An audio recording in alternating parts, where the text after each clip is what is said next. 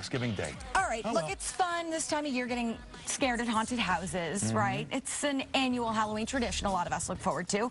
Fun being terrified by skeletons, goblins, and gore. But it's a whole different story if you're scared on your first date.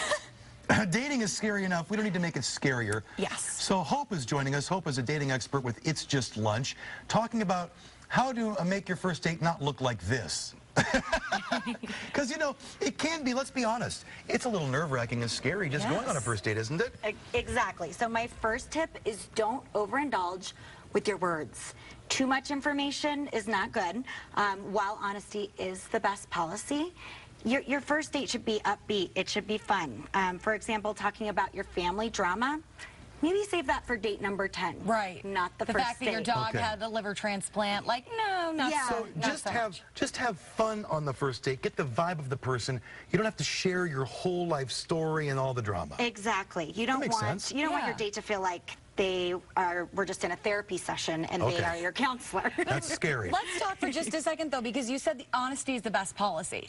We all come with our own baggage. We all come with our own skeletons in the closet. Hey. Yeah. Now, what's your policy on that for a first So date? Nobody that's wants the next, to hear all your I mean, exactly, and that's my next tip.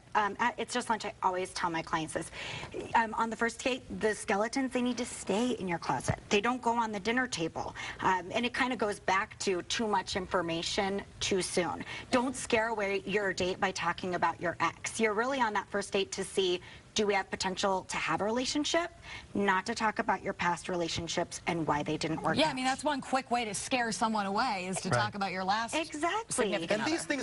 these things should come up as you get to know someone better. Absolutely. You're just saying on a first date, avoid them. Exactly. These are things that as you form a relationship with someone, you're going to have those discussions. You're going to learn about each other.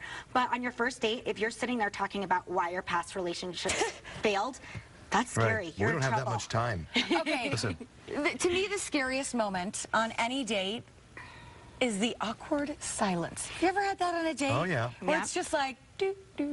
You're looking And the around, crickets, like the hoping crickets, for chirp, anything. Chirp, chirp. Yeah. Yes. Clients tell me that is the moment that they fear the most, when you're on a date with someone who's not engaged. Yes. So you feel almost like you're conducting a job interview where you're putting all the questions out there and your date is answering them, but they're not engaged. They're not asking you anything about yourself, and you keep racking your brain. Okay, well, what am I going to ask next? I always say, think of it like a tennis game.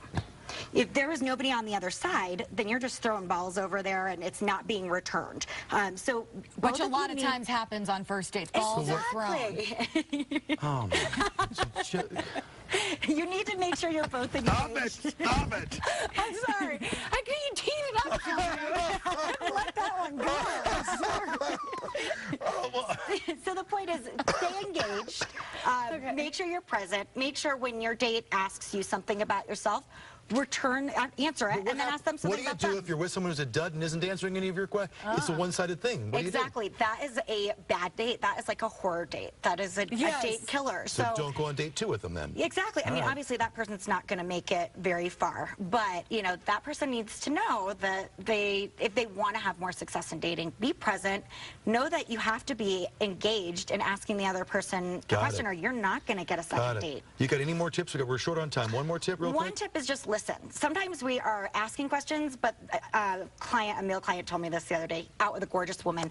Well, then she was answering, and I was thinking, oh, she's got really beautiful eyes. Her smile's really gorgeous. Actually pay attention to what they're saying, because you might actually miss your segue to a second date. Okay. Yeah. Oh, you have Active a listening. dog too? Oh, maybe we can take our dogs to the dog park this weekend. Okay, so the biggest tip I'm going to take from that is it's a tennis match. You both must touch the balls back and forth. You must participate. I think that's both of you. important to participate. Don't worry, Chris, I'll write that down for you. Don't forget to connect with Hope at It's Just Lunch for more dating advice. Go to www.itsjustlunchcolorado.com. Chris is going to come back after the break when he's not so angry with me.